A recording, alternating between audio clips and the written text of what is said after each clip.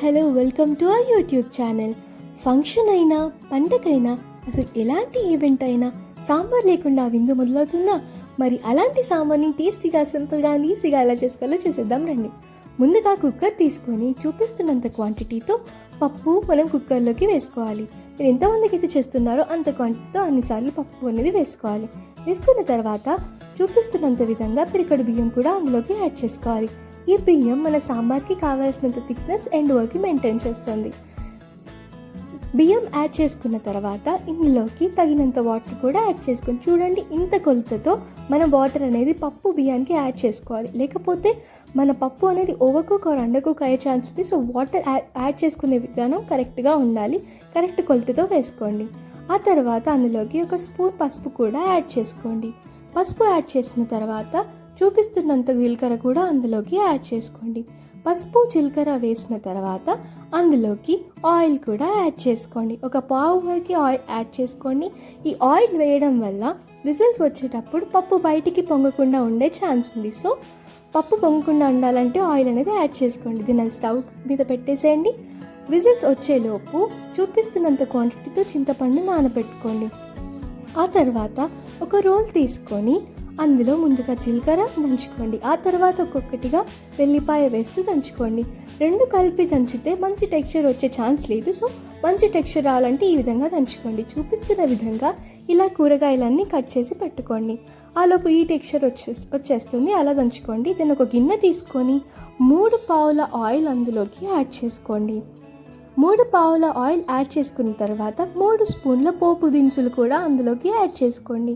Add చేసిన తర్వాత అవి మంచిగా చిటపటలాడుతున్నప్పుడు ఉల్లిగడ్డ, పచ్చిమిర్చి మరియు కరివేపాకు రెమ్మలు కూడా అందులోకి యాడ్ చేసుకోవాలి. అవన్నీ యాడ్ చేసుకున్న తర్వాత మంచిగా మిక్స్ చేయాలి. మిక్స్ చేసిన తర్వాత మనం కట్ చేసి పెట్టుకున్న కూరగాయ ముక్కలు కూడా అందులోకి యాడ్ చేసుకోవాలి. గుర్తుపెట్టుకోండి, సోరకాయలు కొన్ని పెద్దగా కొన్ని చిన్నగా కట్ చేస్తే టేస్ట్ మంచిగా కుదురుతుంది. సో అలా ఇంకోసారి చేసినప్పుడు అలా కట్ చేసి పెట్టుకోండి. ఇలా వేసుకున్న ముక్కలన్నీ మంచిగా మిక్స్ చేసిన తర్వాత ఒక స్పూన్ పసుపు వేసుకొని మంచిగా మిక్స్ చేసుకోండి. ఆ తర్వాత 2 స్పూన్స్ ఆఫ్ సాల్ట్ అండ్ కొంచెం ఇంగువ కూడా యాడ్ చేసుకొని మంచిగా మిక్స్ చేసుకోండి. ఆ తర్వాత మనం దంచుకున్న వెల్లిపాయ జీలకర్ర ముద్ద కూడా అందులోకి యాడ్ చేసుకొని మంచిగా మిక్స్ చేసుకోవాలి. ఇలా మిక్స్ చేసే కొద్దీ అందులో ఉన్న ఫ్రాగ్రెన్స్ అంతా కూడా మంచిగా ముక్కలకి పట్టుకుంటుంది. ఆ తర్వాత కారాన్ని ఒక 1.5 స్పూన్ వేసుకోండి. ఇది మంచి కలర్ ఇస్తుంది మన సాంబార్కి. వేసిన తర్వాత మంచిగా మిక్స్ చేసుకోండి. దెన్ వంకాయలు మనం వేసేటప్పుడే కట్ చేసుకొని, ముందే కట్ చేసుకుంటే చేదెక్కే ఛాన్స్ ఉంది. సో వేసేటప్పుడే కట్ చేసుకోండి. దెన్ చింతపులుసు యాడ్ చేసుకోండి. చింతపులుసు యాడ్ చేసిన తర్వాత వాటర్ కూడా యాడ్ చేసుకోండి, లేకపోతే ఓవర్గా పులుపు ఎక్కిపోతుంది. సో వాటర్ కూడా యాడ్ చేసుకోండి. వాటర్ యాడ్ చేసిన తర్వాత మంచిగా కలుపుకొని కొత్తిమీర వేసుకోండి. కొత్తిమీర వేసిన తర్వాత మంచిగా మిక్స్ చేసుకోండి. పప్పు చూసారు కదా, ఇలా ఉడకాలి. ఉడికిన తర్వాత మంచిగా కలుపుకోండి.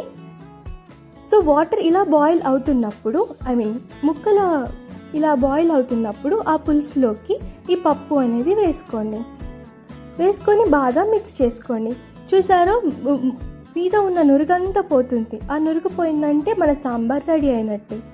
సో ఈ విధంగా సాంబార్ చేసుకున్నారనుకోండి, సింపుల్ ప్రాసెస్ మరియు టేస్టీగా కూడా ఉంటుంది. సో నెక్స్ట్ టైం ఎలాంటి ఈవెంట్ అయినా ఎలాంటి పండగైనా సాంబార్ ఇలాంటి ప్రాసెస్లో చేయండి, చాలా బాగా కుదురుతుంది. అంతే, సాంబార్